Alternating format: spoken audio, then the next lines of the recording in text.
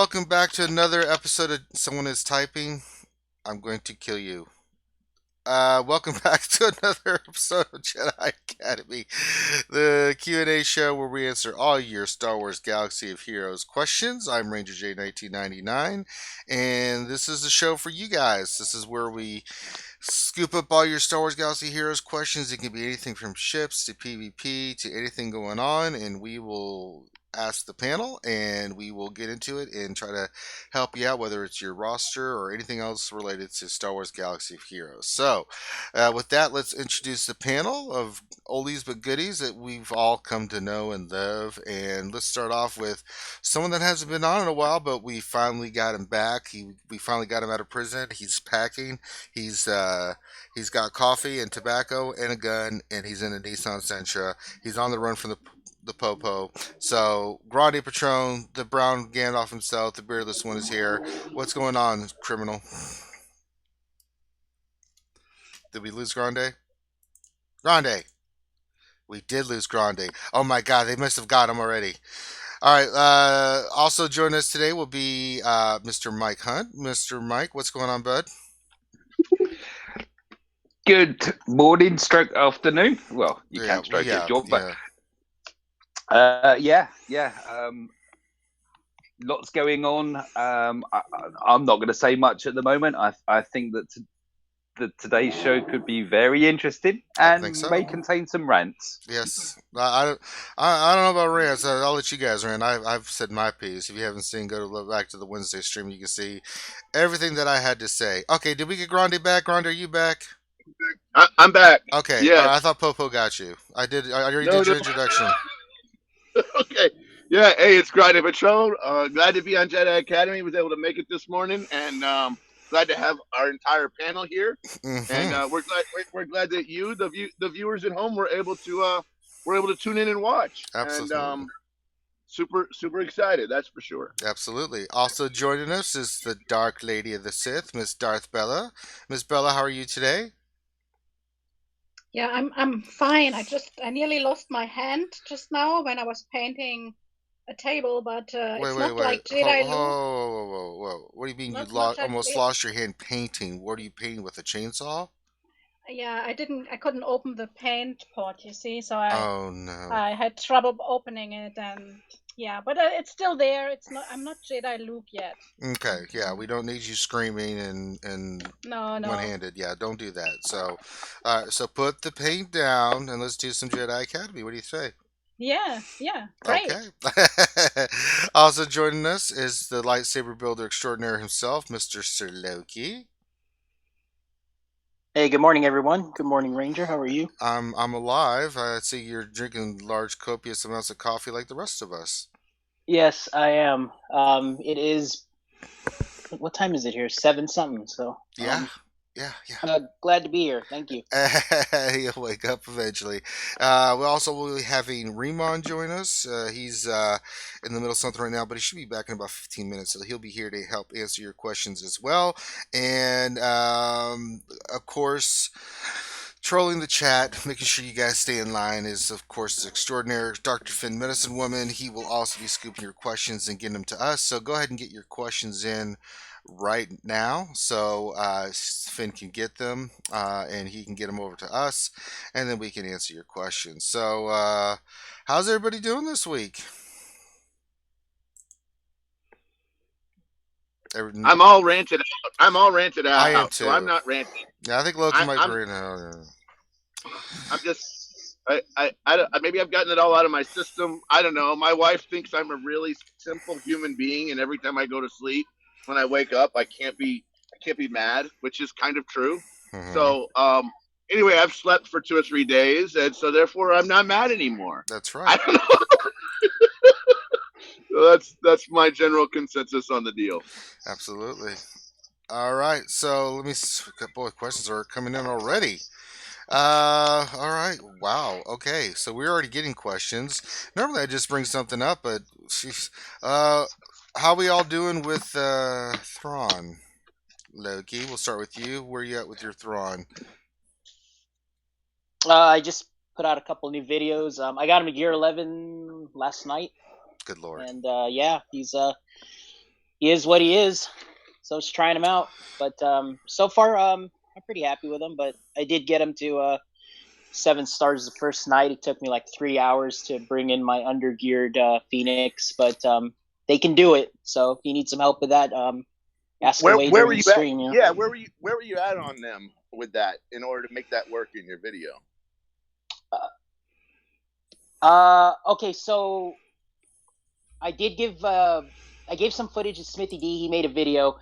So my first attempt was gear 8, and I think at one point I had to push it all to level 85, and then I got through all the way to the tier 7. And then at that point, I had to put Sabine and Ezra to gear 9, and then I tried it again, and then I couldn't do it, and then I pushed them both to gear 10. So my final team at the end was it was a gear 8 Hera, Chopper, Zeb, no Omegas, and then gear 10 Ezra and Sabine, no Omegas either, and that was able to push through right there. So when I unlocked 7-star Thrawn, I took all the mods off my Phoenix, and now they're sitting in my roster like they should be, not being used. Now, Mike, I think you finished your Thrawn as well. Yeah, I managed to get mine done yesterday. Yeah, I now have a gear 11 Ezra. Yeah, I didn't max out the mods, but I did put some better mods onto them. So yeah, gear 11 Ezra, gear 11 Sabine. I already had her there, so that's not me bragging. That's me just saying that she was the only one that I'd invested in. And then Kanan, Hera, and Zeb all gear 8. Chopper is blue and unused. But she probably weighs blue.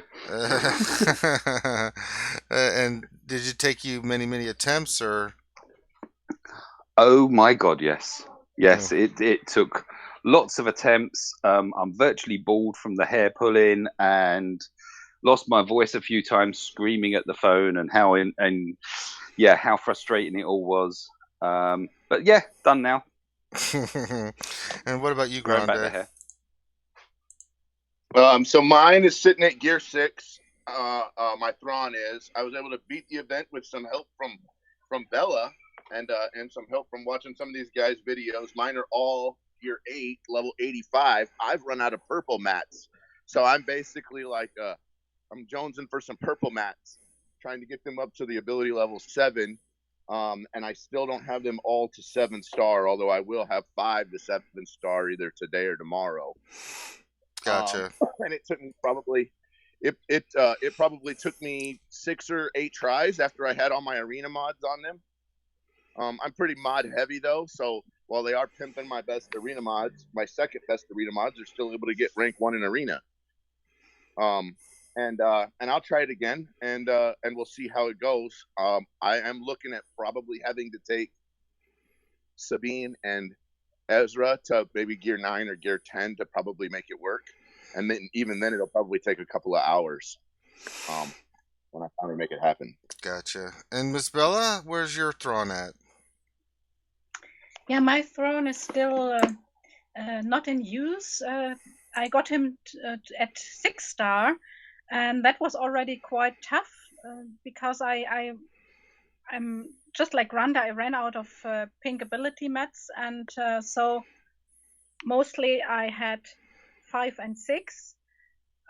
The abilities were leveled up to 5 and 6, and I'm out of credits. I even had to buy credits. Can you imagine to get my mods on my other toons again?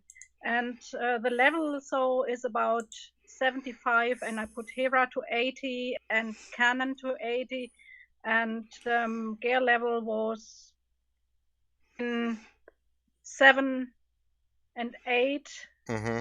And Ezra, I think I have him on 9 already, but I wasn't able to beat tier 7 with that setup. So I need to work on it, and I'm hoping for the challenges tomorrow, and I'm hoping very much that we will have a credit heist so I can level up my Phoenix and get Thrawn to 7. But it was already tough getting him to 6, and I'm happy I managed. Yeah, I mean, I haven't even got mine to six. I mean, I unlocked him, but I'm waiting to get Sabine to 6 stars. Everybody else is 6 stars. We're until 7. I most likely will be 7 stars here in a few days with everybody except Sabine, which is sad. She's a tough one to get, but yeah, I'll knock it out here next couple days. Mine are all gear 8, so I could usually push a few of them to 9 or 10. I just don't. I'm gonna try it with gear 8 because I really don't want to waste the gear on these guys. I really don't. There's so many other tunes that I really need to get better, get their gear up, and I don't want to waste it on Phoenix. Thrawn.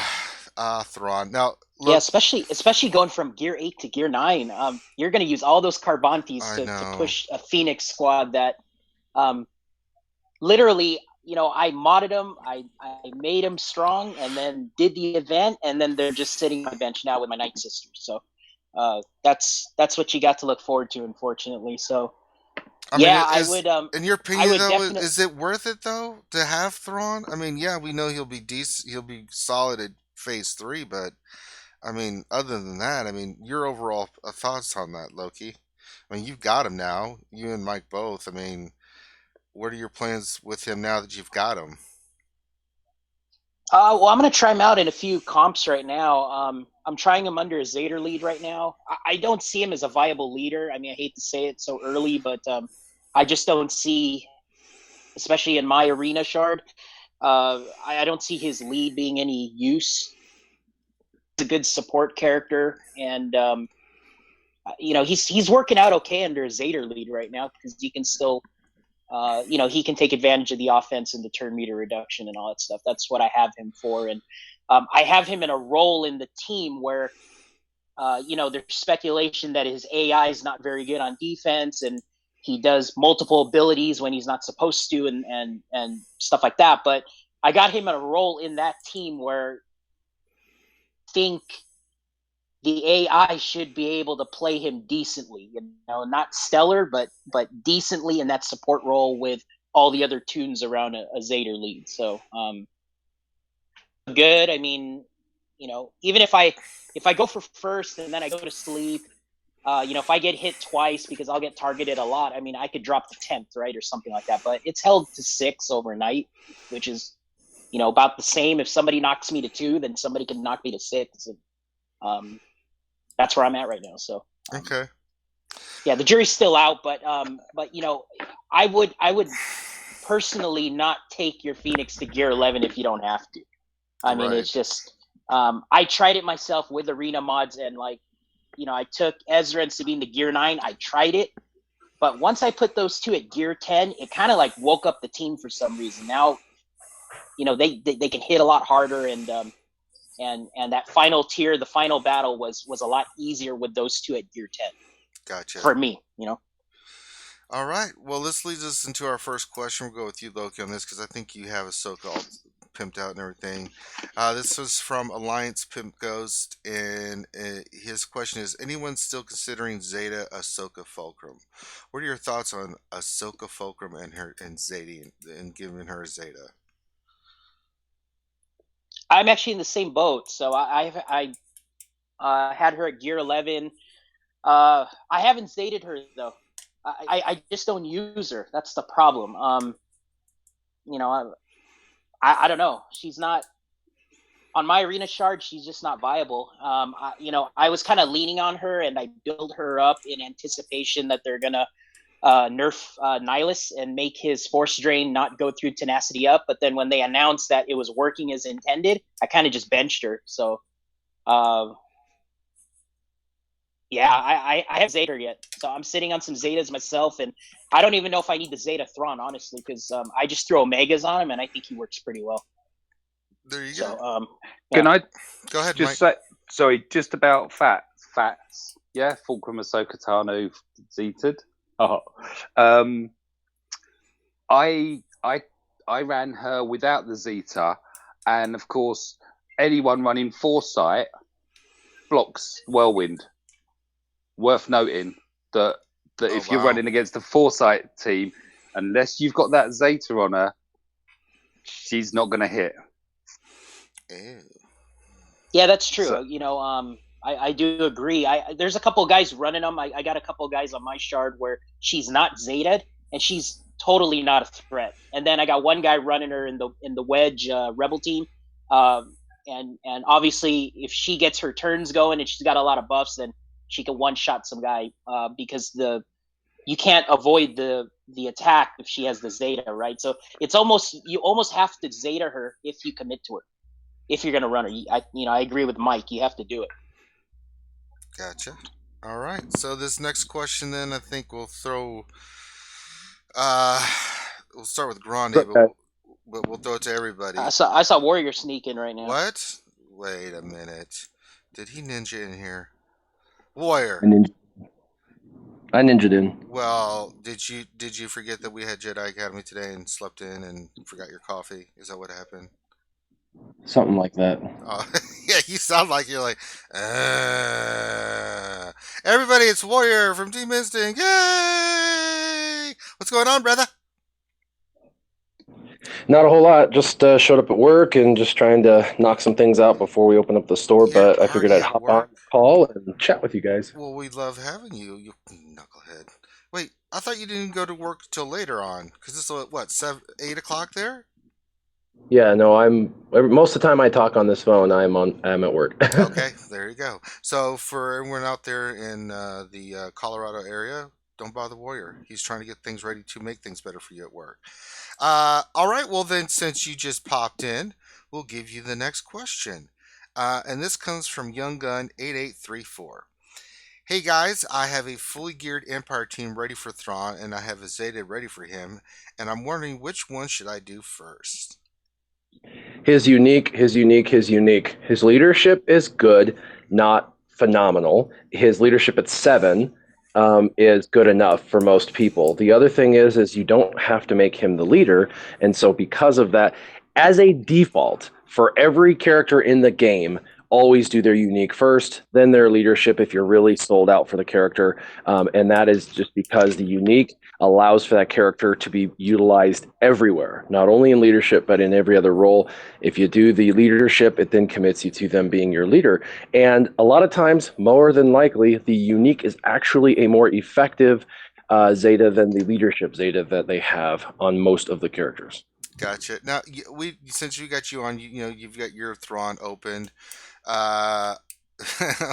Everybody can check it out. Warrior did did you stream or was it a video? I can't remember. It was a stream, I think you did, right? Or was it? It was actually just a video, pre-recorded video, but it was kind of like a live stream because it was like 40 minutes long and it caught my reactions and everything like that. Okay, well, and what? How did you beat it? What was that's got 7 stars right now had a little bit different path. What was your path for unlocking him? So I had already.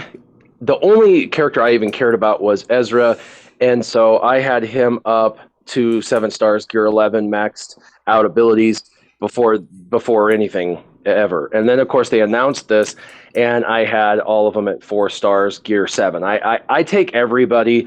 I didn't have any more than 4 stars on them, but I had them all at gear 7 because I take all my characters to gear 7. For me, anyway, where I'm at in the game, I have so much low-end gear that I can get most everybody the moment I unlock them right up to gear 7 on day 1. So that's where I stage all my guys who I'm not going to use. So they were already all gear 7, which was good enough for a 5-star unlock. I just needed to farm them. Well, they made them all uber farmable, and so I farmed all of them. I did buy, because I had thousands of crystals I had saved, I did buy 10 of those $6.99 packs and got very lucky with, they actually did very good drops on those. I got 145 of Sabine, and I got like 55 of Chopper, and so a number of pretty good. Yeah, I get 12. It's documented. Yeah. Well, actually, every single person I've talked to that did at least 10, which is 7,000 crystals, which is a lot of damn crystals, but they all, if they did the full 10, got really good luck on about half of them. Not me. So it must be one of the best drop rate I hate you packs they've ever guys. made. I hate I you think guys they so did that much. because I think they did that because of the short notice, and so they wanted to make the drop rates better for that particular pack. But anyway, long story short, I was able to get them all to 7-star right as the event was going, and I went ahead and I took the two that I thought were going to be the most important, the leadership, which was Hera, and then Sabine with her. She was the second best attacker. I went ahead and started gearing them up the moment I heard. We had about a week and a half to gear. And so I got both of them from gear 8, because that's where they were sitting, to gear 10. So I had a gear 11, 2 gear 10s, and 2 gear 8s. And the gear 8s and the gear 10s, I had their abilities up to 7, but I did not do any Omegas on any of the other 4 characters. And I did not use Chopper because he just doesn't do enough damage. And so then I went through and I played it, through that video if you watch. And I tried to talk strategy. You take out the damage dealers first, and then you have these tanks in the background that kind of, they can heal as well. And you want to take out the healers second. So they're damage dealers first, take out their healers second, and then third you take out whoever's left. And the first time I did tier 7, I didn't take the healers out. I just decided, screw it, I'm going to go for Thrawn, take him out first because I don't want him to fracture my Ezra, because that's who was, smoking fools. And so I tried to take out him, and just no way. The healers kept healing him up. As I was about to kill him, they'd heal him up. As I was about to kill him, they'd heal him up. Big mistake on my part, so I lost. You can watch that on the video I made. It was wah, wah, wah. But I wasn't satisfied with just losing and getting a 6-star. Figured I'd try it one more time. Why not, right? Give it a good old second attempt. And the second attempt, I listened to my gut, and I went ahead and killed everyone but Thrawn. And then it was a 5-on-1 fight. Well, by the time I got to Thrawn only, it was more like a 3-on-1 fight. But came down literally to whether Thrawn was going to fracture one of 2 characters. He fractured the wrong one. He fractured my Zeb, who I could care less about. He's only gear 8. And he did not fracture my Ezra. And so Ezra was able to go one-on-1 at the very end and do more damage to Thrawn than Thrawn was able to do to Ezra. And because of Ezra's ability to gain turn meter, it sped him up significantly. And I was able to win with Ezra with like half-life, and he was the only one left. And I got pretty excited in the video. Very nice. All right, so let's move on to some more questions here. There was a question here from Tauntaun. I'm going to say that because it was for Loki. Let's get some other people here. Grande, this is from our boy Lucas T. He says, I just got enough Phoenix to 5 stars. What level and gear level is enough to try for Thrawn at 5-star? Did we lose Grande? I swear, government stealing is not the way to go. All right, Mr. Mike, go ahead, sir. If you could take this question. Just got enough Phoenix to do 5 stars. What level gear is enough to try for Thrawn?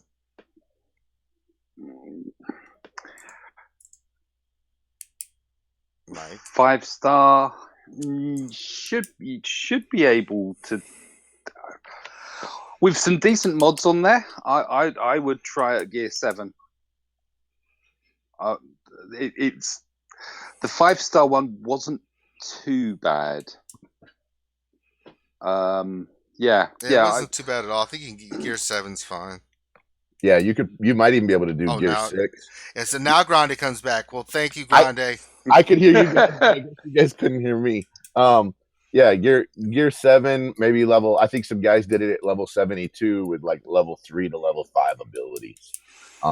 One guy even told me he did it with no mods. I don't know. I had to put mods on them to make it happen. But yeah. So getting a 5-star is not very very difficult. Yeah, the 5-star event was not hard at all. I think when we get the 7-star event, that's when the pavement meets the road. Okay, so next question. Let's see here. Let's go back. Some of these are specific for certain people, so that's throwing me off. Okay, so let's go back to this question for Sir Loki. It's from member Tauntauns. He said, for Sir Loki, just watch your video with the Zeta lead with Thrawn as support. How does that team hold on defense? I mean, it's any team can beat any team still in arena. So, I get targeted a lot on my shard, and I was first. I don't know, at midnight or something like that, or when I filmed it, and then I think I'm sixth right now. So looks like somebody probably hit me at 2. So I probably got dropped to 2, and then somebody dropped me to 6. All right. But yeah, it's about the same as any other team. So it's a fun new team I'm trying out, but I don't think any team's unbeatable. So there we go. Just depends on, I put Thrawn in there, so I put a big blue target on my back, and everybody wants to fight my team. So, but I didn't drop past 6, which is good. Okay. All right. So I'm kind of skipping, jumping up here, but we will get to everybody's questions. So don't freak out in the channel. Miss Bella, we haven't heard from you. Yes. This is from Box and the Fuzz. And his question is, why does Thrawn's leader Zeta require 13 Omegas when every other Zeta leader requires only 10 Omegas? It's a good question. I have no idea. Yeah. I don't have an answer. Obviously, I haven't built up my Thrawn. If it's 13, that's a bit strange, isn't it? Yeah. Is it because he's got a dual role? Because he does raids as well. Well, any character can do PvP or... No, he has raid specific abilities, doesn't he? He has two sets of abilities. Yeah, most of them already did. They just didn't articulate it in documentation for us to understand how the differences were. So now they're just trying to articulate it more. But no, I think it's one of two things. Either A, they didn't realize when they were building it that they accidentally put 13 instead of 10, and if that's the case, they'll automatically give a 3 Zeta refund to anyone who's Zeta the leadership ability. And then the second is it was intentional. And if it's intentional, what they're doing is they're trying to establish the fact that there is no set Zeta for anybody for anything. So you don't go, 10 for leadership only, because I think that's the problem. Everyone thinks, the previous had 10, so it has to be 10 for everybody else. And that's not necessarily the case. And so maybe they're breaking that mold so people know it's not going to always be 10, or it's not always going to be 13 or 16. You know what I mean? So that's probably why. Okay. I think Ahsoka's got the most expensive Zeta right now. Actually, she's like, what was it, 16 Omegas or something? Is it really? Yeah, for her unique, it's like horrible. I was like, wow. Yeah, that's it was really bad. And it was like 40 Mark IIIs as well. Yeah, it's like stupid expensive. So that was one reason why I didn't do her Zeta. It's just too expensive. Wow. Okay.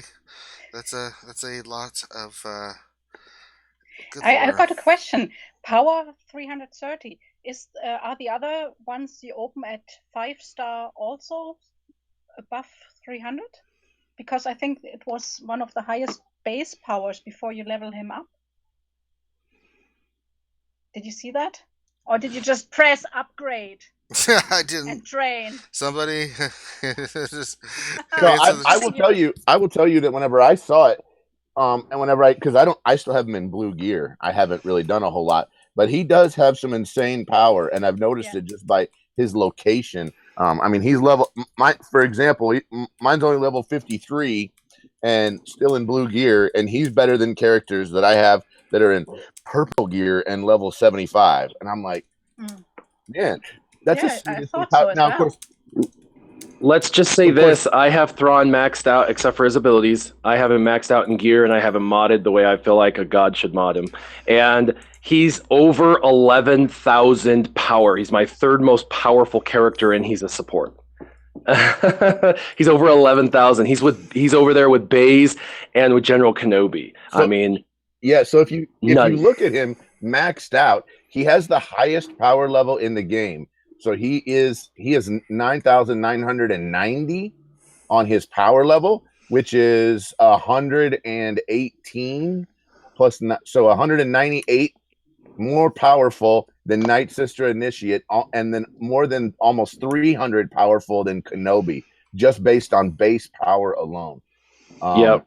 So now, of course, power is a little bit wonky. little bit wonky because it's based because they give it seems like they give a little bit extra for protection. You kind of sometimes scratch your head and wonder why. But if you look at his if you look at his base protection, his base protection is not overly powerful. So I'm not exactly sure where that power level is coming from. I mean, he's like middle of the road, no mods. He's Thrawn base protection maxed is a little over 26K. So I don't know where that number is coming from him. I guess we'll just have to play with it and figure it out. But he does have insane power, that's for sure. All right. So let's move on to the next question. This is kind of for everybody. It was specifically for Riemann and Warrior, but Riemann's not here. But I think Grande and some of you guys can answer this question as well. I know you can't, Grande.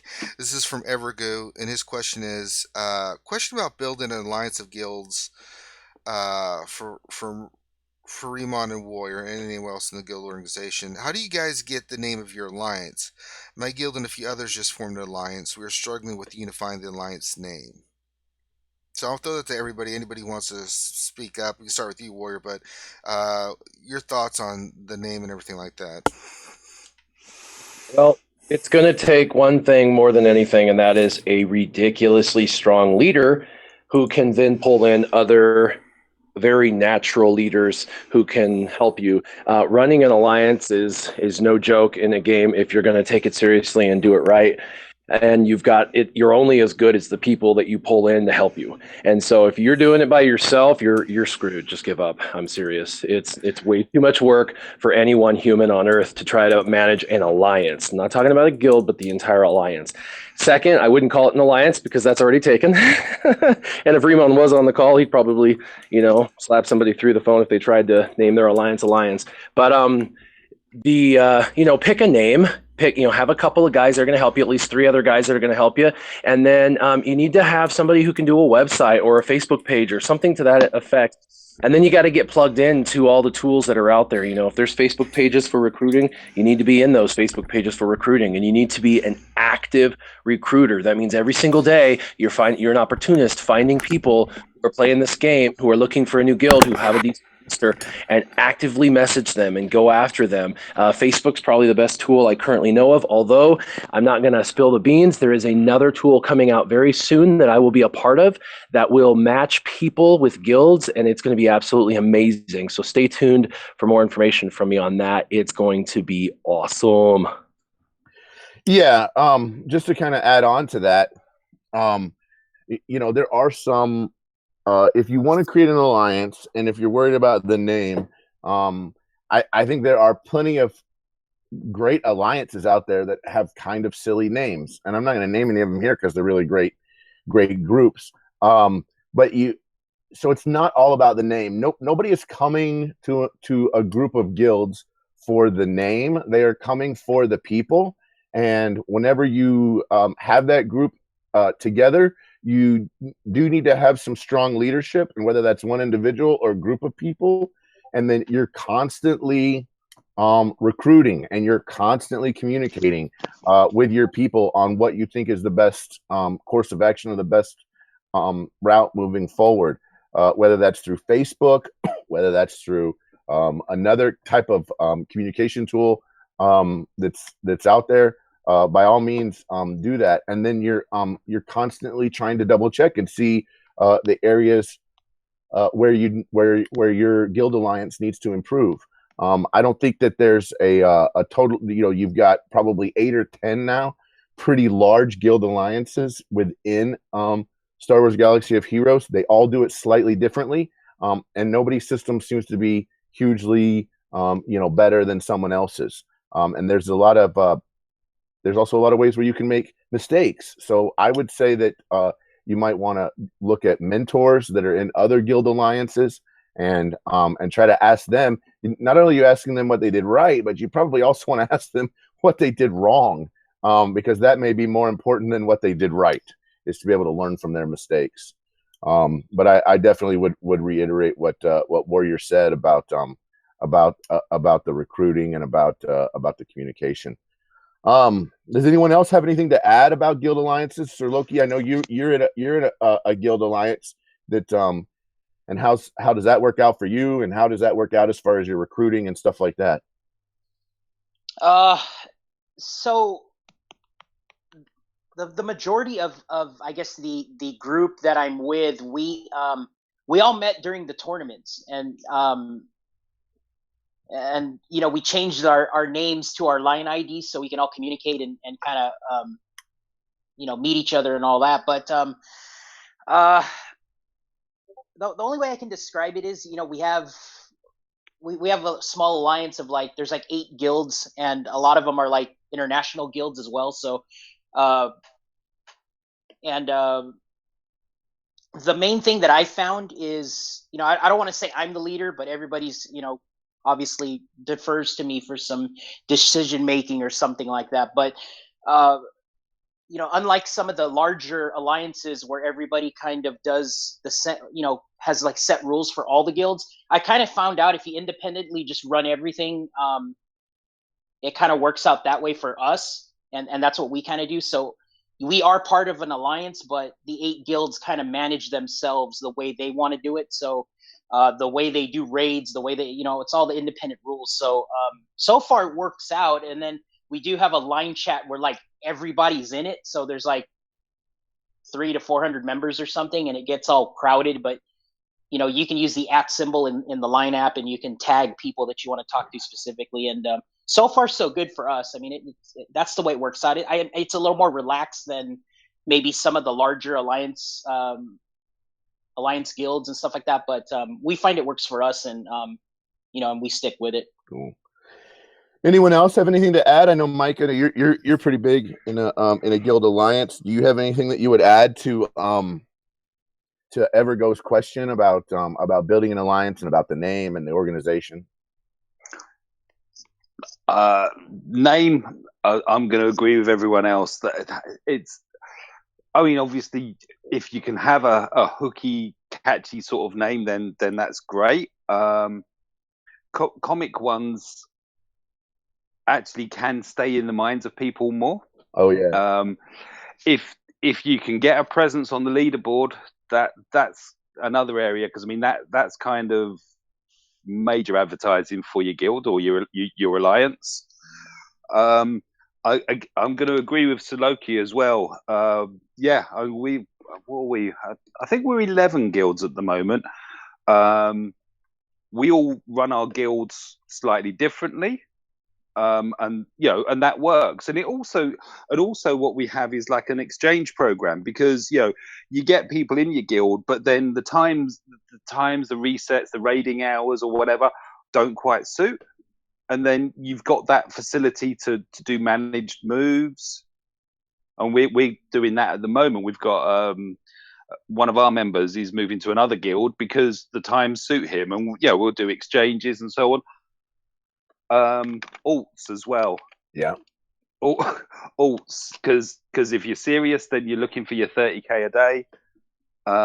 Create some alt accounts, alternative accounts, so just for the fallbacks, because the most disappointing thing is that 49 of you get your 600s in, and then the 50th one is 10 shy and caught out or whatever. So I mean, we operate, everyone in the guild knows if come the hour, we kind of have an hour safety net. We're shouting for them to try and get some sort of communication. If we get hold of them, then great, and then it's dealt with. Otherwise, that all our guild know, you're out. Come back after reset. Yeah. If so that would be the other one, and kind of get your 30k agreement or whatever at the outset. I mean, for me, my guild, 600 is the price. 600 a day is the price to be in my guild. Yeah.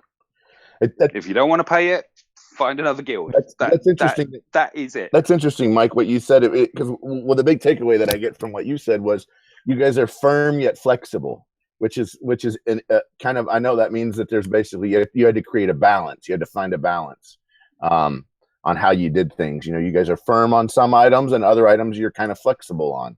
and you found a way to make that work. Yeah. Darth Bella, would you have anything to add on alliances and what you think makes one? What kind of advice you would give to Evergo as he moves forward with his alliance? Yeah, I think best you can do is don't choose a name when you're drunk. Fair enough. Yeah, I would totally agree with that. Don't choose a name while you're drunk. Absolutely. I'd agree with that. Oh my gosh. We have another question here. Just one more thing. Yeah. I totally agree about what was said about recruiting. It has to be continuous, and I think communication is the key. Like Warrior mentioned, you can't do it on your own. You need a group to work in the background, so to say, because most of the guild members don't really see that it's actually work what you do. And communication with the members is really important, and communications going into the forums and groups and advertising your alliance. Nice. And then the last thing I would just really quickly add is you want people that have a joint similar vision. You want to share that vision and make sure they share the vision with you. If your vision is 150 people only, you need to be very crystal clear on that from day one and keep that out there so people understand that you're only growing to a certain level. Or if you're that person that wants to grow forever and have 1 billion guilds, then make sure everyone knows that you're going to continue to add guilds into your thing. But from the beginning, so you don't fracture friendships and things like that, try from the very beginning to set clear expectations of what your guild or alliance of guilds is going to be doing in the long interim. And just keep in mind, you can grow too big. I played another game, Stormfall, Rise of Valor, and I was the #1 alliance in the world. We had over 220 guilds. And at the time, there was only 1,000 guilds in the entire game. So we had 1/5 of all the guilds. I had 220 leaders, primary leaders, over 1,000 secondary leaders that messaged me almost daily, and then, of course, like 40,000 players in the world that would message me. And you can get to the point where you hate what you're doing and you don't want to play anymore. It can ruin an experience. So just keep that in mind. You need a good team. Even me, I had 400 people underneath me that were helping me with this, and it wasn't enough. So you know how big you want to get. Set that clearly with everyone in your guild or your alliance. Wow. Yeah, that's definitely important as well. I think we have 3 or 4 people on the panel that have a 7-star maxed out Thrawn. I think this next question is for you guys. We'll probably start with Mike. The question is from Sanely Red, and the question is, what is the best Thrawn team without General Kenobi? So what's the best Thrawn team without General Kenobi? Mike, what do you think? Oh, you see, my Thrawn is blinking away, waiting to be activated, and I've requested from my friend, my ally Kraken, if he'll make him lead in dark side battles so I can start playing.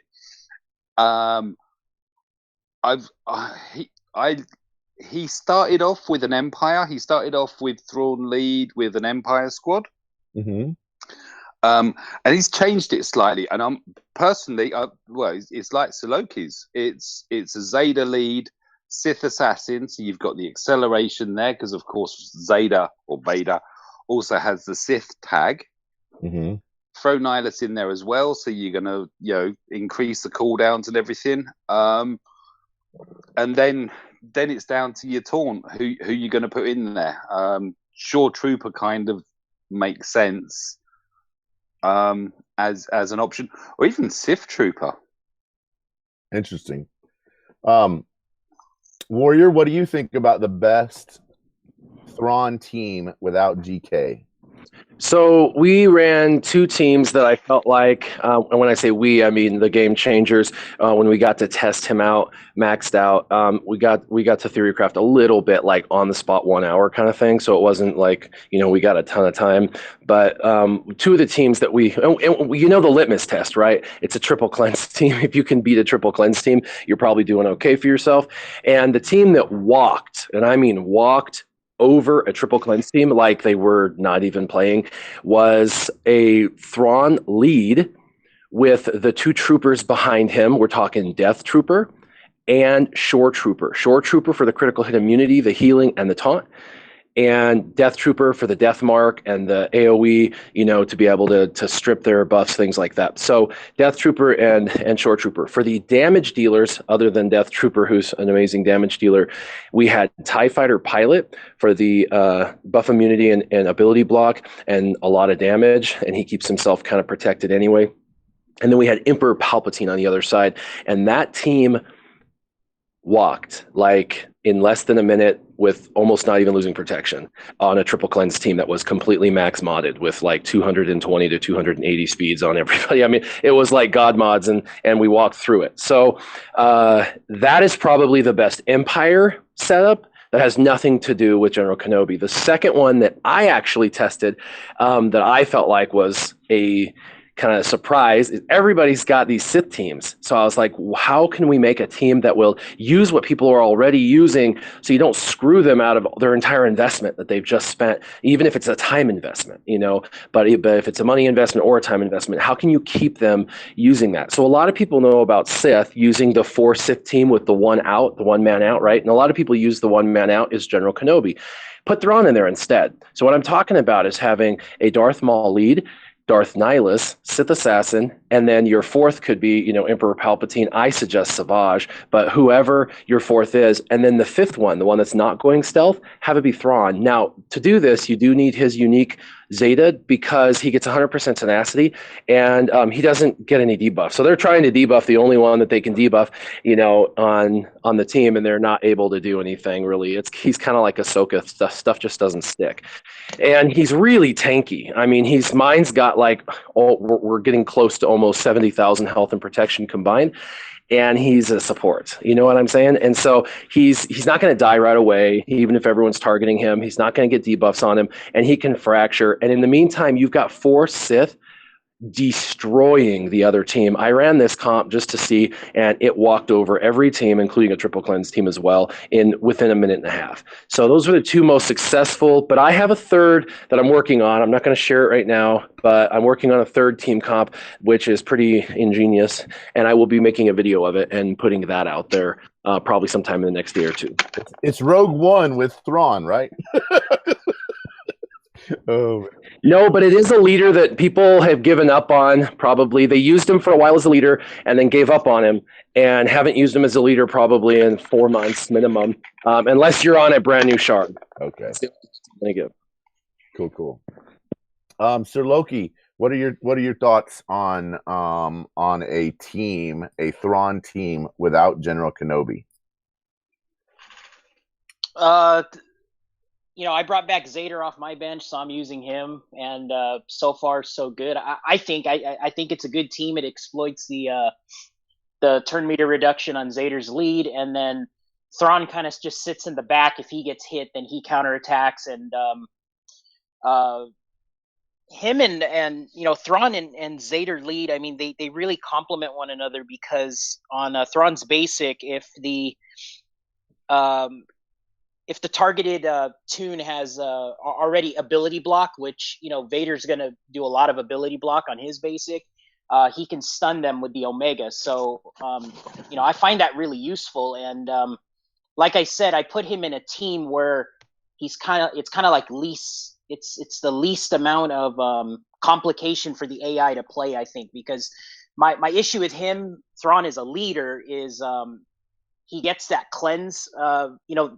All the Empire get that little cleanse thing, and it kind of screws up the AI on defense because if your team on defense gets any debuffs, they pop the cleanse right away, and it kind of wastes a turn where they could attack or they could AoE or something like that. So, in my team, I do run a General Kenobi in my team currently right now, which is similar to what Mike had mentioned. So it's a Zeta lead with Sith Assassin, Nihilus, General Kenobi, and then Thrawn. But then you can easily swap General Kenobi out for like Sith Trooper or some other tank or Shore Trooper or something like that. And I think it'll work equally well because those other tanks bring something unique to the table, like Sith Trooper and Sith Assassin. You have those two going, they can they can deal damage through protection, which is something a lot of people overlook. Especially Sith Trooper, he can on his basic he can go through protection. If the other team's got buffs or something like that. So, and then Shore Trooper does the healing, and he'll also have the synergy with Zeta with turn meter reduction when he attacks and stuff like that. So, right now, that's the most effective team I'm finding with Thrawn right now. Without a General Kenobi, is run him with a Zeta lead and surround Zeta with some Sith, especially Sith Assassin. I think you have to run Sith Assassin, and then you can pick one of those tanks like Sith Trooper or Shore Trooper. Nice. All right. So let's look here. So the next question that we have is from member Tauntauns. He says, question, what do you think about the minimum level / gear I can run Phoenix minus Sabine in the tier 6 to get Thrawn at 6-star? They are currently level 70, gear 7. Their abilities are also gear 7. So Bella, I know you completed the tier 6 of the Thrawn event before I did actually, and I actually used what you were doing to figure out what I was doing. So what do you feel like his minimum that member Tauntaun's minimum gear and minimum level requirements need to be in order to get a 6-star Thrawn? So, oops, I was muted. Yeah, the minimum level. That's a good question. I obviously what I used. It's not so easy because you see it depends on your mods as well. I don't have God mods. I have my mods are not so good. So probably because of that, I need to have a higher gear level or a higher of the character itself. It's kind of a balance of all those things like ability levels, gear level, and so on. And I obviously had, what did I say before? Gear level 7 and 8. 8 for Ezra, and Hera was at 80 because I wanted to omega her leader ability. Unlike you other guys, I put 2 omegas on the team, on Hera and on Kanan, and yeah. So you basically had to increase gear level a little bit and then put some omegas to kind of compensate. Yes. And I did as well. I put an omega on Hera's leader ability, and I put an omega on Sabine's unique, and that was able to get me through it. I would say a slightly above average mods, but not anything overly crazy. So I had a few probably. But it's going to take you around 30 good mods, and I would say all of my mods had speed, with about half of them with double-digit speed. And I put of course, the correct primaries and the correct set bonuses on them, and I was able to do it. It took me about 4 tries, so I definitely think there's some RNG involved for sure. And I think some of the others will mention about the RNG. Mike, what did you think about about a 6-star Thrawn, and kind of what member Tauntaun's kind of crew needs to look like without Sabine in order to make that work? For a 6-star, yeah, a lot of it will depend on his mods, because mods can really help supplement rather than putting the gear on them. Right. Okay, so my advice, and I've seen this, I picked it up from elsewhere. I think one of our panel members, maybe. Don't gear them, but if you have the gear, it's there. It's your plan B, and then it's kind of one character at a time to build up. You want your Kanan quite tanky. Same goes for Zeb. So if you can put some decent protection mods or something on them, because also you want to keep Hera alive, because she with her unique on her lead. Sorry, not the Omega, but her lead ability. Well, the fact that she is the only leader, but while she's alive, she's enabling them to share all their abilities. Yeah, but Okay. I would start gear 7. I went straight to level 80. I didn't try at 70 in the 70s. I put mine to level 80. Gotcha. I think I must have just got the right gear level and of course RNG, because when I could kill Thrawn, it was like Sabine was left and Ezra on his last yellow bar, life bar. So you don't need to have 5 surviving the battle. 1 surviving is okay. So what Mike said is really is correct. You just level slowly until you're there. Gotcha. Sir Loki, what do you think about minimum gear level, minimum character level for completing the 6-star event? I agree with what was said on the panel. Just take it step by step. With when I fought the tier 6, now I did have Sabine, so I'm kind of thinking in my head right now. So you're gonna run. See, I didn't have Kanan because the way I farmed the Phoenix was I used my arena tokens to get credits instead of Kanan shards, and then I actually went in there with Chopper. But I did get lucky with Sabine, and I was cashing in all my store currencies, so all the Galactic War tokens and all that stuff to get Sabine up. But the good news though is if you run without Sabine, then you do have Kanan as the option, and it's Kanan, Chopper.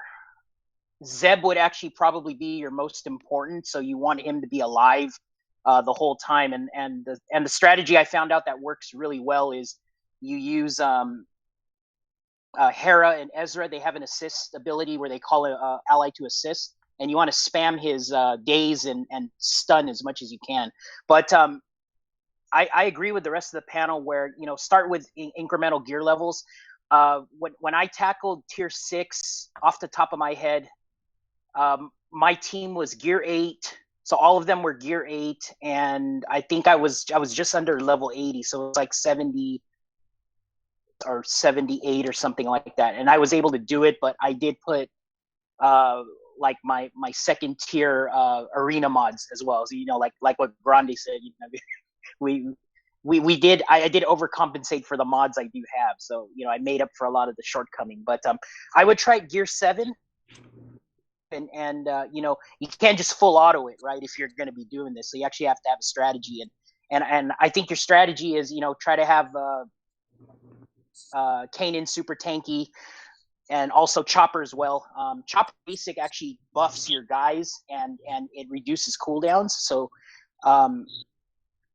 it wouldn't be a bad idea as well to share the assist with Chopper, and then Zeb attacking as much as you can, because his stun is probably the most important thing in the event, and it'll turn the tables if you can land like if you can stun Thrawn. That's a very good thing. Yeah, that's game. That's a good game. That's game changing right there. I mean, I could definitely see that. Yeah, and the good news is that you're still gonna have 2 dispellers. So the one thing people forget is Chopper's a dispeller, so it helps on that last tier when you have the Taunter. Dispel him, right? You got 2 chances. So yeah, I would go gear 7 and maybe like 75 or something on those characters and try it out. And then at that point, I would not gear them up yet. Then I would maybe work on the character levels, because that only costs credits, right? As opposed to gear itself. Yeah. The last thing you want to do is drop a bunch of Carbantes where characters that you don't plan to use. So I would take it in stride like that, and just take your time and be patient with it. Warrior, you got anything to add on that as far as how we help out member Tauntauns with getting the 6-star Thrawn? Yeah, my 2 cents is just we know that tanks, kind of from the moment they're introduced, whether they're 3-star, 4-star, whatever, that they have basically the same protections from start to finish. Nothing goes up, a little bit of damage, which they don't really need. attackers, their health goes up, which you need for durability, and their damage goes up, which is what you need from an attacker. So that's why my 2 tanks, Zeb, a non-taunting tank, and then Kanan, the taunting tank, why those 2, I left at gear 8, because I thought I could get through it, even a 7-star with 2 gear 8s, and I did. And so my theory proved to be true. But see, it required me to take my attackers, the ones who were going to do the damage dealing and get more health, to be higher gear. So I went to 10. So I compensated, basically did a 9 average. A 9 average got me a 7-star. So you're going to probably need an 8 average, which means you can have 2 at 7 and 2 at 9 to get that 8 average for the 6-star. So if you got 2 at 7, gear 7 already, then just leave them alone if they're the tanks. And then I would just gear the 2 attackers up a little bit higher. Now, if you're using 3 tanks, you're using Zeb, the non-taunting tank, and then you're using Kanan and Chopper, you might want to figure out which tank you like the best, that you want to keep around longest, such as Zeb because of his usability, and maybe get him up to gear 9. But I really don't think you're going to need characters over gear 8 average. When I say average, I mean take them all, add them up and then divide it by the 5 characters you're using.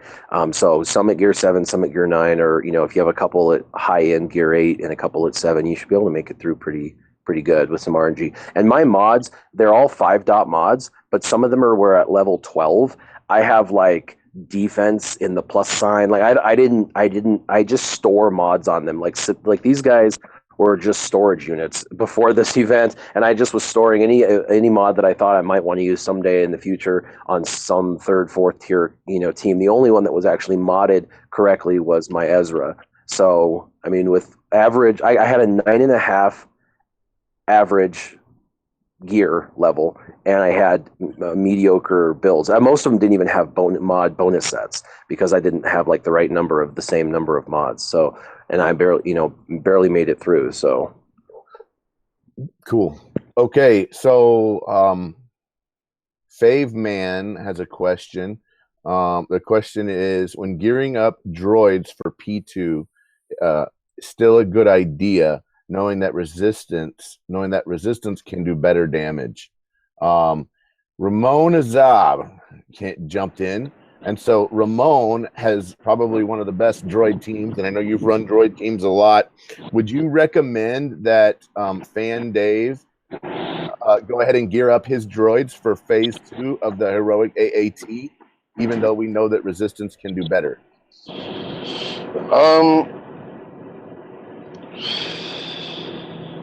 I mean, it depends. What other things? I mean, does he have like an established arena team? Does he have like all those factors come into play. But if you're just talking about, like, let's say you're already good in arena and you have a good phase 1, phase 3, and phase 4 team, then yeah, why not? But what I'm saying is, just bear in mind that the droids, although they probably will eventually get a faction pass and probably have some relevancy again, they don't really give you any benefit anywhere besides phase 2 of that raid and arena, because they don't have any ships, they don't have any challenges for mods, they don't have Zeta even, right? Yeah.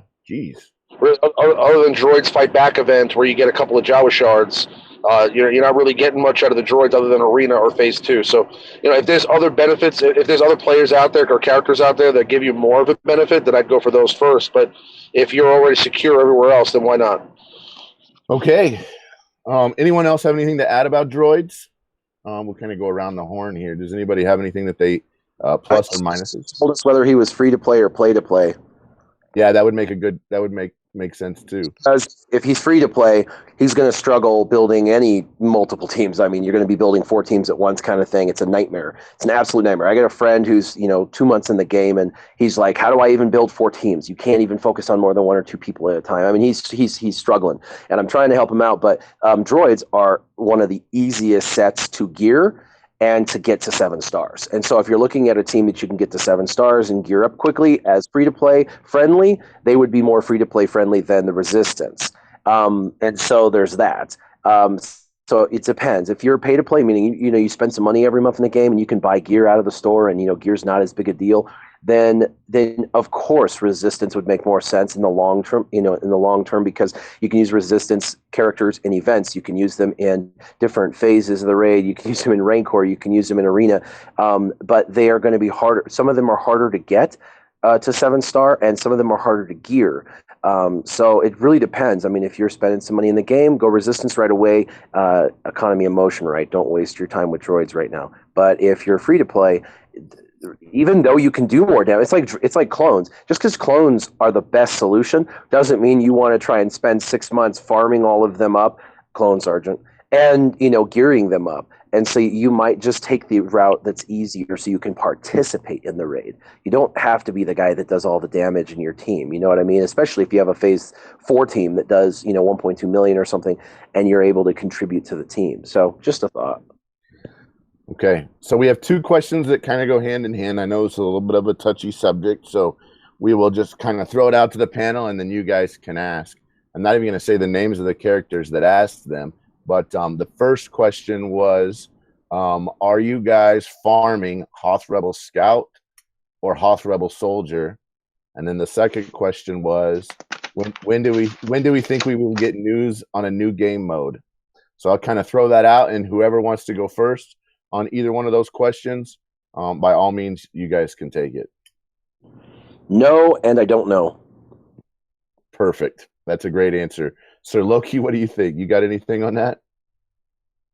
I'm not gearing up anything yet. So I am sitting on a Hoth Rebel Soldier that's 7-star, but he's level 1, gear 1. So no, I'm not anticipating anything like that, and I'm not.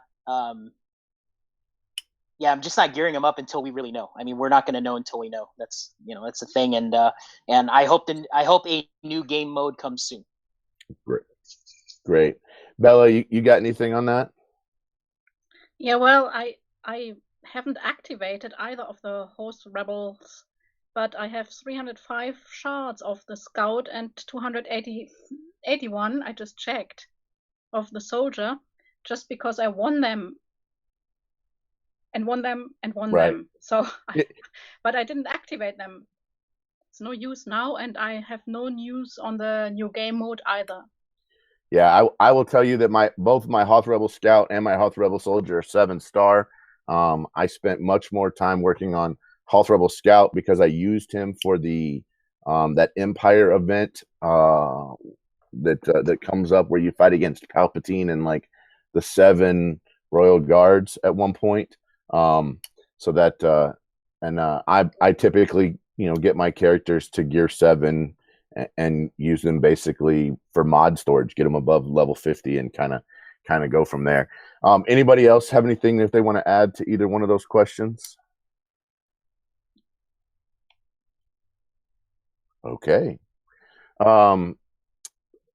Sanely Red, what are the gear levels I should shoot for 7-star Thrawn? I think we've kind of gone over that. I think that Warrior's answer was probably the best. He went for an average of about 9.5 on gear level. Is that correct, Warrior? And 9.5 average. I had 2 at 8, 2 at 10, and 1 at 11. Riemann, we didn't really get to ask you, what was your experience and where are you at on Thrawn? Kind of how are you seeing that? How's the event going for me so far? Yeah. Well, I'm about to have him at 6 stars. Okay. And that's pretty much, I think, where I'm going to go with it. Because, I don't know. I mean, it would be...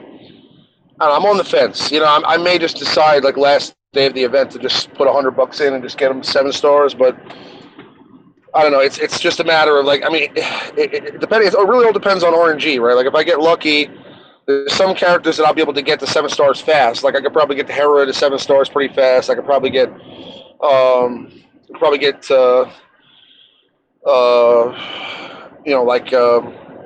like Chopper and maybe even Zeb to 7 stars pretty fast. But as far as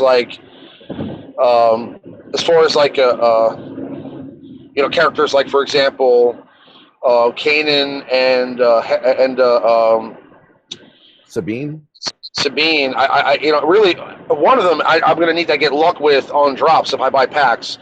So like if I spend $100 and I don't get the right drops, I might have to spend $200 or $300 to get it done right. So I don't know, how it goes. So I mean, it's going to come down to like a last minute decision. Right now, I think he'll be good enough at 6 stars in arena to be fine. I just think that he's not going to be right now. He's not great on defense. So I mean, he's going to be the same as pretty much anybody else. You'll be able to win with him, but you're not going to hold with him.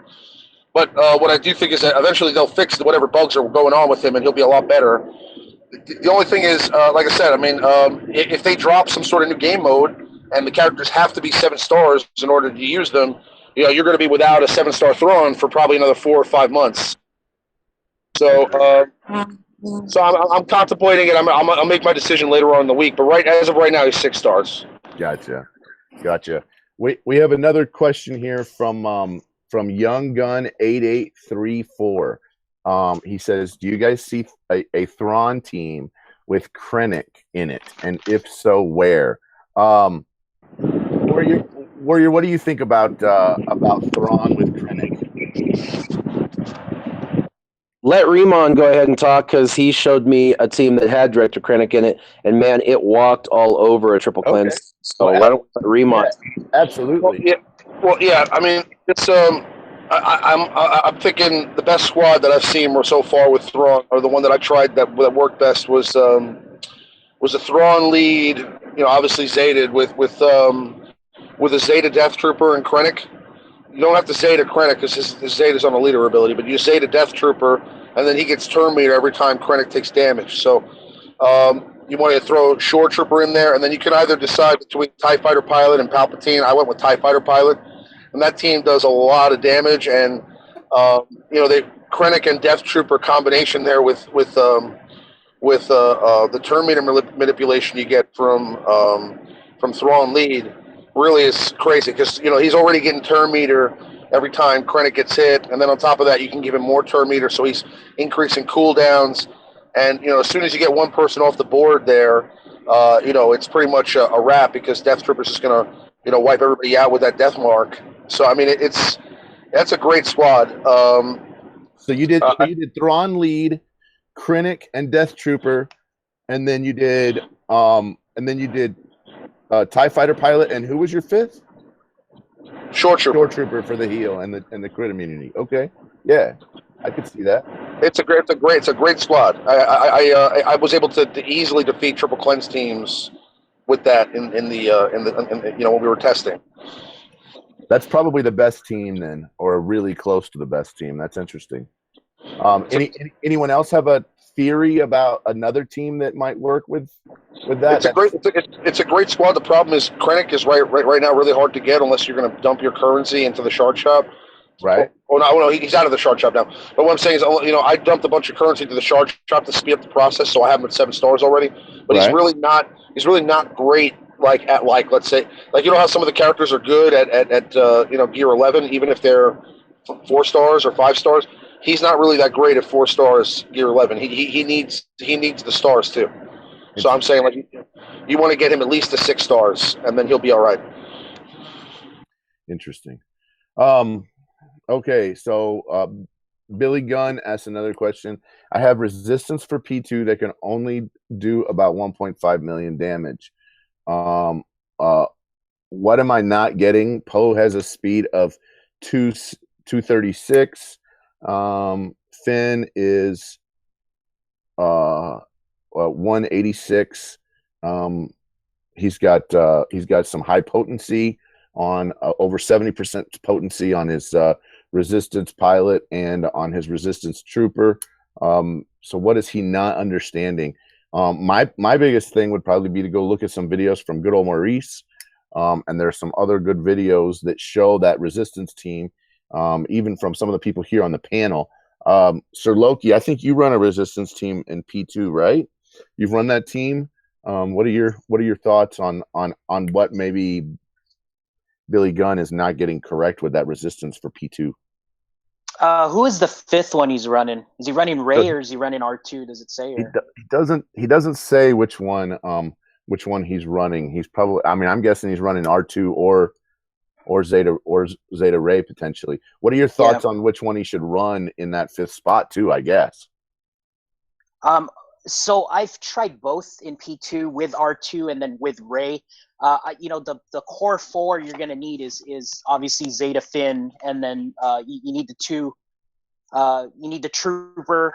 Or I'm sorry, the resistance trooper, right? Yeah. I'm thinking. I was thinking back to Remon's conversation right now about Death Trooper and all that, and I go, wonder why Resistance Trooper is not an Imperial Trooper, right? But anyway, because that would be kind of cool. But no, you need those 4, and then the 5th, I found that Ray was probably the best one, and unfortunately, you actually need a Zeta Ray to really get the big damage out of it. What I found out was, I'm sorry. Let me back up. I'm thinking phase 4. Phase 2, you do not need a Zeta Ray. I apologize. But the average, or I did a run maybe a couple of days ago. I was getting about 7 mil with Ray, and then I tried it with R2, and then it dropped to like 5. But the resistance team in P2, it's very RNG dependent because you need to land the exposes. Because the more exposes you land, and then you reapply the expose, right? So resistance trooper, I think his basic reapplies the expose, and then Poe is going to do the AoE expose, and then Finn's special is going to reapply the expose, and then resistance pilot, I think it's his special that or her special that does the expose as well. So you just have to. It's very RNG dependent. I think you're gonna need Poe a little bit faster. I think my Poe is like I want to say like 260 was like my Poe. He does say his 5th character is Ray. So yeah, that's perfect then. Yeah, I mean, shoot. I mean, at this point, I would work on maybe farming mods. I mean, more speed isn't gonna hurt, right? So, I think you're right. It is very RNG dependent. It's RNG dependent. If you're not landing the expose, you're not going to gain turn. One of the best players I've seen with the resistance team has actually said that if he doesn't get 2 or 3 exposes right off the bat, he just retreats and retries. And maybe I know, Mike, you've done some videos too on P3. What are your thoughts on resistance for P3, and kind of what are the things that the player needs to be looking for whenever they're running that team? I had something to say. It wasn't resist. I've got to be honest. My resistance is awful. Not used. Blah blah. I'm not making. Yeah, but what I wanted to put forward is, I think a lot of it also depends on who else is attacking at that time. Okay. Because I notice I can have a huge difference in my score. And then as I end, somebody will post a mega score. So if you can coordinate it, maybe let people take turns, I think that you'll get a better score and better RNG. Interesting. Okay. That was my 2 cents there. Warrior, Remon, you guys got anything to add on that resistance team for P2? Warrior? No. Okay. All right. Next question. So this one comes from Guz989. He says, what is the best Zeta Qui-Gon Jinn team without GK, and what is the potential team to be viable in Arena right now in the near future? Thanks, guys. I know Warrior, you've done a bunch with Zeta Qui-Gon Jinn teams. What are your thoughts on a Zeta Qui-Gon Jinn team without General Kenobi? So I think it would be the same type team that you're running, except for instead of General Kenobi, you'd probably stick in Ezra. You're going to get good damage dealing. You're basically going to have 2 Qui-Gon Jinns on the team, and a lot of damage, and so that brings that to the table. You don't get the crit immunity and the taunt, so that kind of sucks, but I think you make it up for it in offensive nature of the extra attacker. So yeah, I would go Jedi Knight Anakin under Qui-Gon Jinn, because he's kind of a necessary on that team.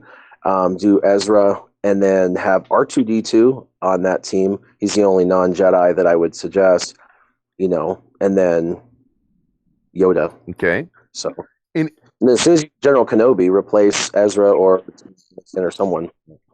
Right. It's really tough without General Kenobi because that team needs some sort of a protection. Now R2D2 can provide that with a smoke screen, but the thing is that if you put Ezra in there, you're going to get damage. You're going to lose somebody that to kind of shield the team, though. So you're going to need, like Warrior said, Anakin in there, because if anybody does get below health, he'll be able to get that turn meter to kind of turn the tide a little bit. So my only other suggestion would be, if you don't have Ezra, you could possibly consider Ayla Secura as well. Right. So I guess my question to both of you and to the panel is, if you're putting R2 on that team and you're running smokescreen, who are you leaving unstealthed? Well, he can target himself probably, because it's whoever has the highest health and protection is who he targets. That's the way you talk. I would target if I were using. If you're talking about on offense, I'd say you want to stealth R2 himself. That's who I would do. You want to leave R2 himself unstealthed. Okay.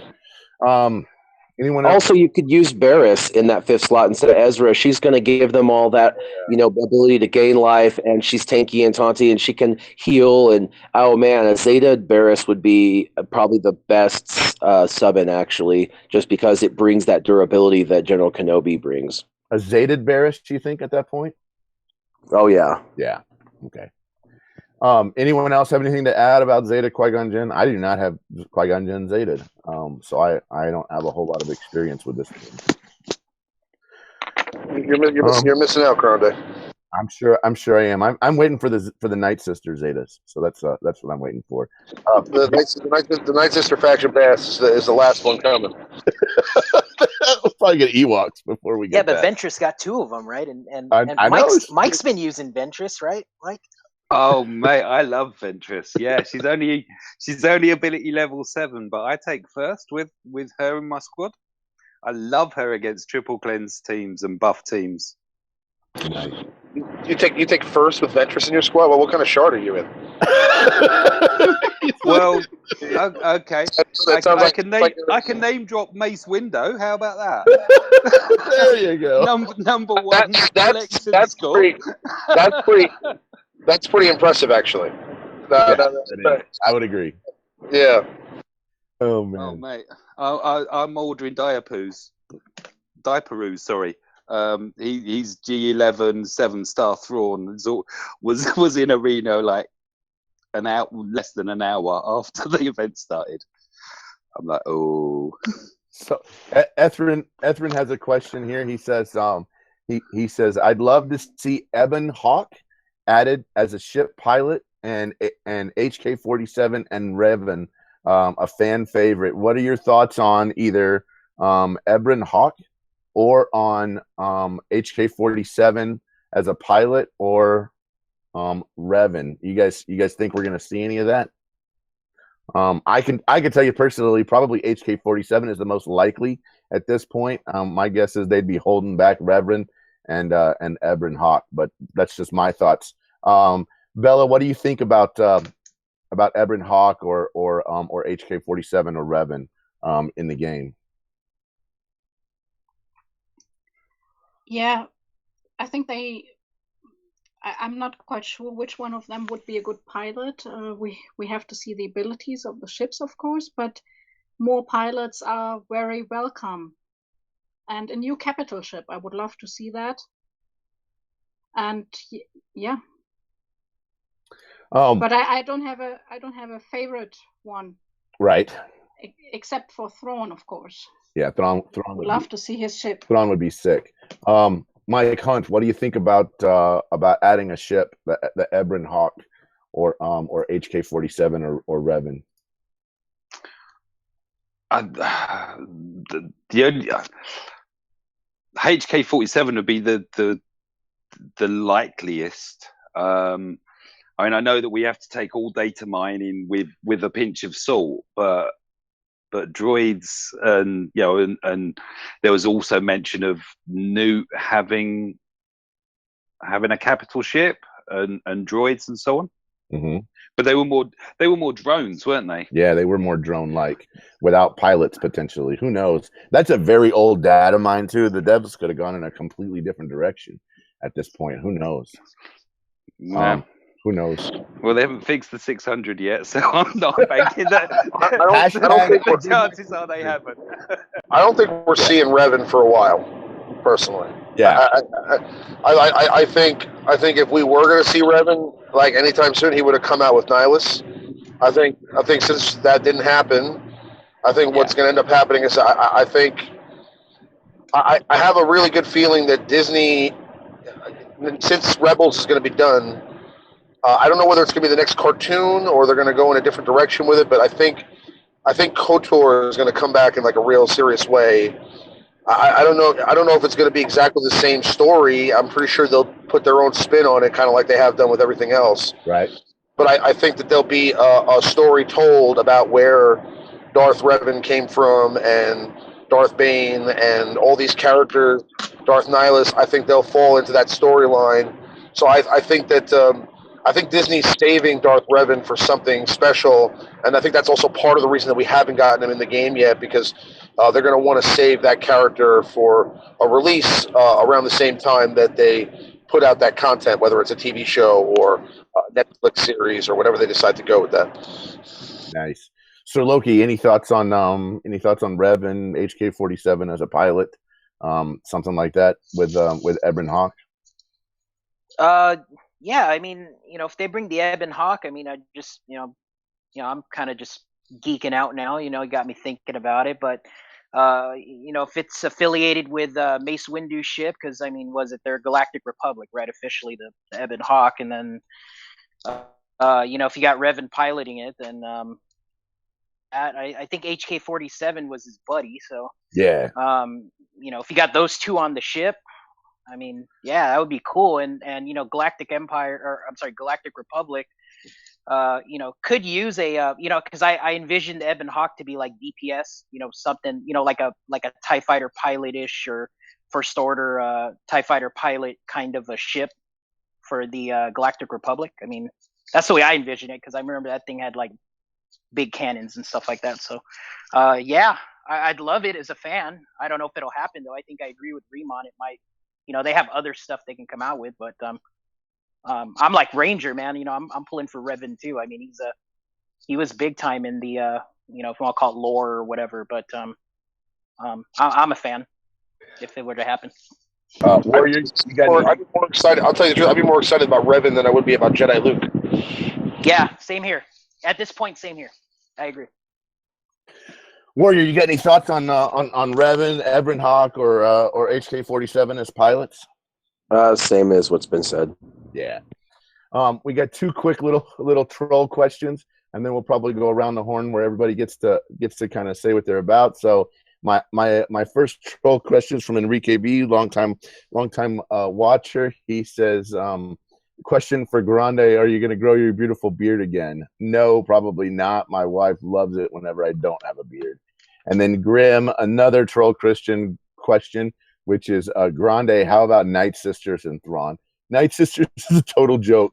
I still every once in a while pull them out and try them in GW, and I'm like, that went poorly. And then I put in Resistance, or I put in Sith, or I put in droids, and I 5-0 the team. So yeah, the Night Sisters definitely at some point. Don't farm Night Sisters at all, unless except from that maybe except for Asajj Ventress and on the fence about old Daka. So that's obviously we kind of play around, because the whole reason why I'm even on Discord is because I went all in on Night Sisters, and it was a very bad choice. I guess that does it for our questions. Did you? Yeah, Mike, go ahead. I just wanted to say to you that I've been running in Galactic War Asajj lead. Yeah. Old Daka. Uh-huh. Then we go off for Night Sisters.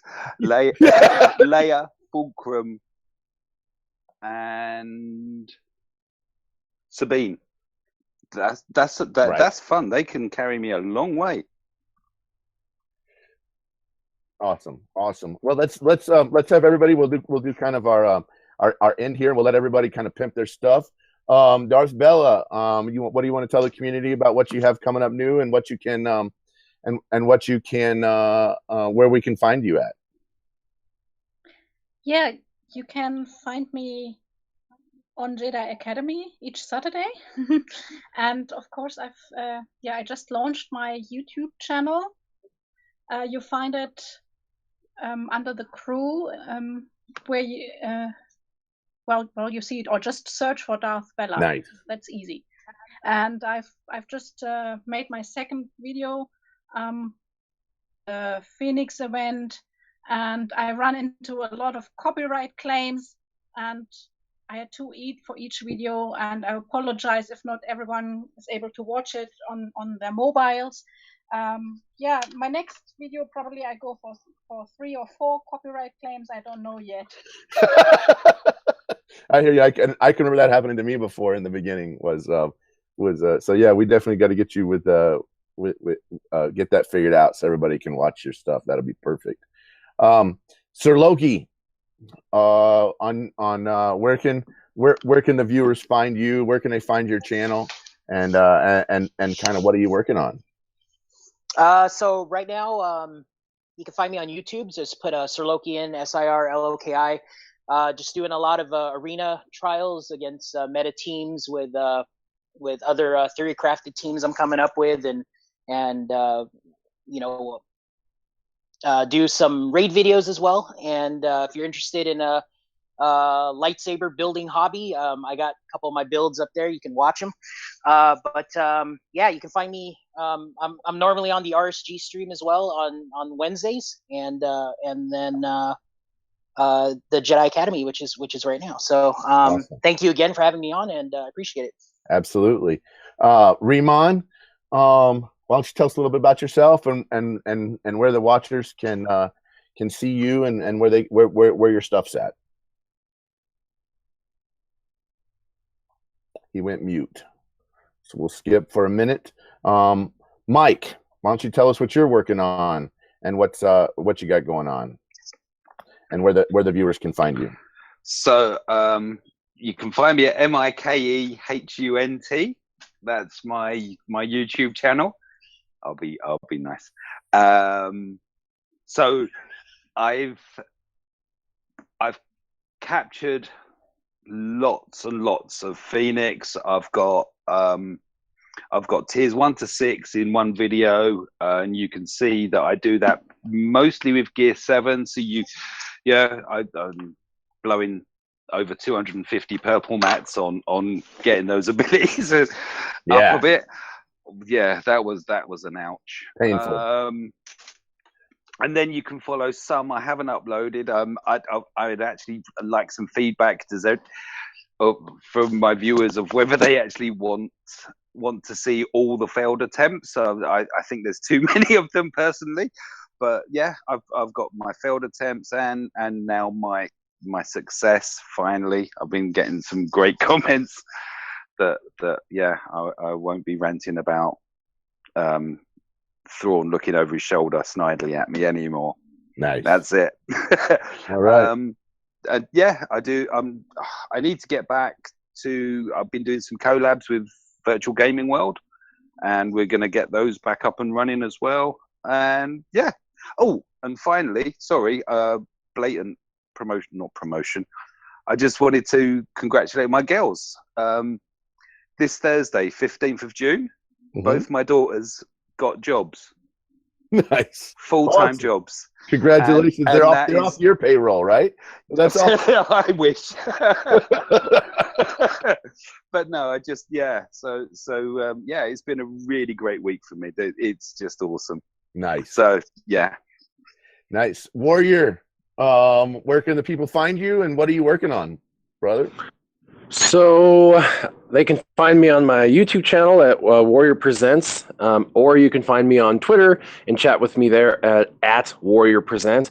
And I'm working on a couple of videos immediately right now, like this next day or two, aside from my standard, 12 roster reviews a week. Yeah, you become a pro at that, by the way.